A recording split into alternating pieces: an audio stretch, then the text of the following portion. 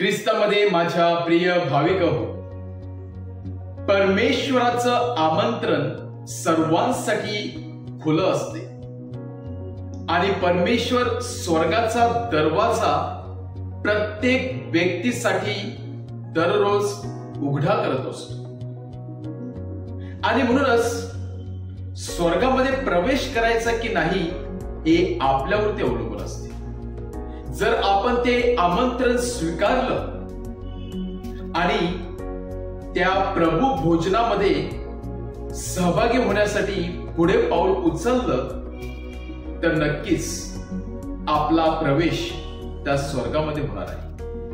नक्कीच स्वर्गीय पिता आपल्या सर्वांना त्या स्वर्गामध्ये घेऊन जाणार आहे. परंतु त्यासाठी एक कंडिशन आहे.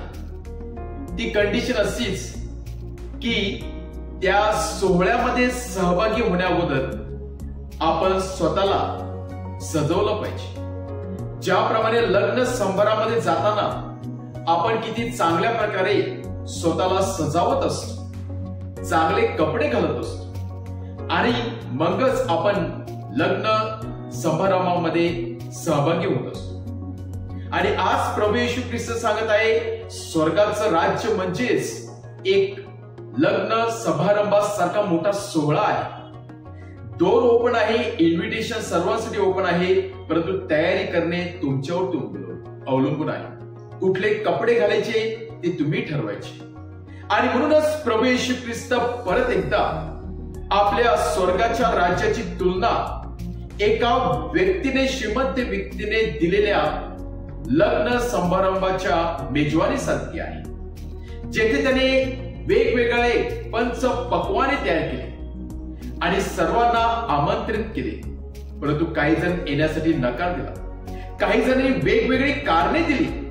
त्यामुळे त्या मालकाला राग येतो आणि जे गरीब होते, जे रस्त्याच्या बाजूला पडलेले होते, त्यांना तो इन्व्हाइट करतो या भोजनामध्ये सहभागी होण्यासाठी आणि ते आनंदाने येतात. परंतु त्यामध्ये एक व्यक्ती होता जो उघडा नागडा आलेला होता. त्याला मात्र मालक बाहेर टाकतो. याचा अर्थ काय आहे? एक वेळ दरवाजा सर्वांसाठी उघडा आहे आणि सर्वांसाठी खुलं आमंत्रण आहे, तरी सुद्धा मालक एका व्यक्तीला बाहेर काढतो. त्याचा अर्थ काय आहे?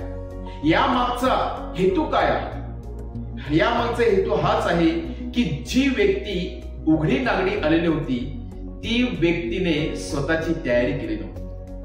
त्या व्यक्तीने आपल्या अंगावरती अंगरखा घातलेला नव्हता, म्हणजेच आपली आध्यात्मिक तयारी केली नव्हती. जी कंडिशन हवी होती, जी कंडिशन म्हणजे स्वतःची तयारी करून मगच लग्न समारंभाला येणे, ती तयारी त्यांनी केली नव्हती. ही एक सिम्बॉलिक मिनिंग आहे आणि ते प्रभू येशू ख्रिस्त या दाखल्याद्वारे आपल्याला सांगतात. ज्या लोकांनी ज्या लोकांनी परमेश्वराचं आमंत्रण धिक्कारून लावलं, धुडकावून लावलं, ते लोक कोण होते? शास्त्री आणि फरीसी.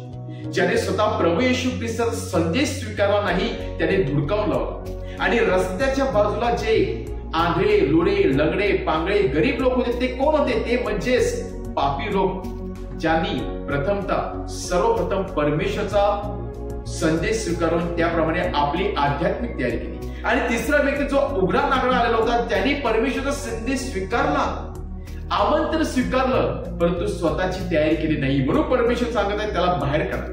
आज सुंदर असा दाखला देऊन परमेश्वर आपल्याला सांगत आहे की स्वर्गात जाण्याची संधी प्रत्येकाकडे आहे.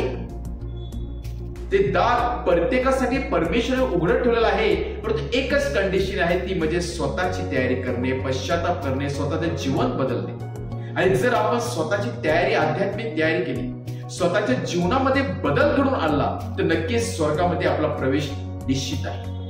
आज या लग्न समारंभामध्ये सहभागी होण्यासाठी परमेश्वर आपल्याला मोठ्या आनंदाने आमंत्रित करत आहे.